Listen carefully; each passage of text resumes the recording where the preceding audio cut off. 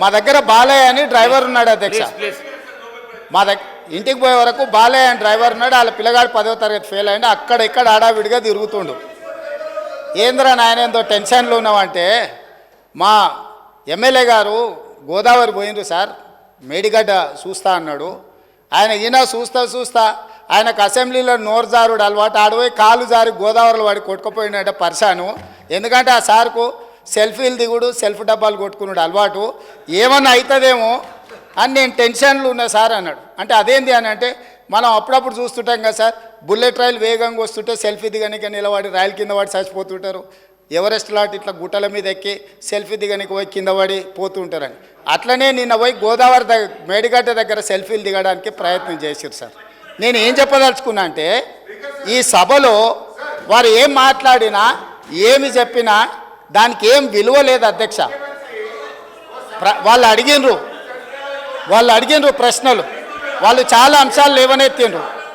ఉప ముఖ్యమంత్రి గారు వివరంగా రాష్ట్రానికి ఉపయోగపడే అంశాలన్నిటిని కూడా ప్రస్తావిస్తున్నారు. వాళ్ళు ఎట్లాగో క్లారిఫికేషన్ అడగడానికి అవకాశం ఉంది. అందులో వారు ఇంకేమన్నా కావాలంటే కూడా క్లారిఫికేషన్ అడగవచ్చు. దానికి ఉప ముఖ్యమంత్రి గారు సమాధానం ఇస్తారు. అంతే తప్ప ఇద్దరు ఒకరి తర్వాత ఒకరు పోటీలు వాడి ఉప ముఖ్యమంత్రి గారిని సమాధానం చెప్పకుండా ఇట్లా ప్రయత్నం చేస్తారు. కాబట్టి ఇప్పటికైనా నా సూచన ఏంటంటే, 10 సంవత్సరాల తర్వాత ప్రజలు తీర్పు ఇచ్చిండ్రు. తీర్పు అసెంబ్లీలో చూపించారు, పార్లమెంట్లో చూపించారు. ఇప్పటికైనా కొంచెం ఓపికతోని జరుగుతున్న అభివృద్ధిని కళ్ళతో చూసి అభినందిస్తే బాగుంటుంది. ఇప్పటికైనా వారు చెప్పే సమాధానాన్ని కొంచెం సావధానంగా వినమని చెప్పండి అధ్యక్ష.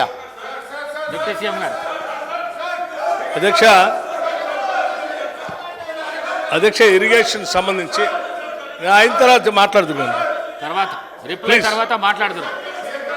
అధ్యక్ష ఇరిగేషన్ సంబంధించి ప్రయారిటీస్ అధ్యక్ష ఎవరి పేరు తీయలేదు అధ్యక్ష. సభానాయకుడు మాట్లాడిన ఎవరి పేరు తీయలేదు ఇవ్వాలంటే ఎవరి పేరు తీయలేదు గారు ఉండి ఇవ్వాలి. మీరు అడిగితే నేను ఇయ్యను. నేను దయచేసి కూర్చోండి ప్లీజ్. సభ మళ్ళీ చెప్తా నేను. ఒక్క నిమిషం మీరు ఆగండి కొద్దిగా. ఒక్క నిమిషం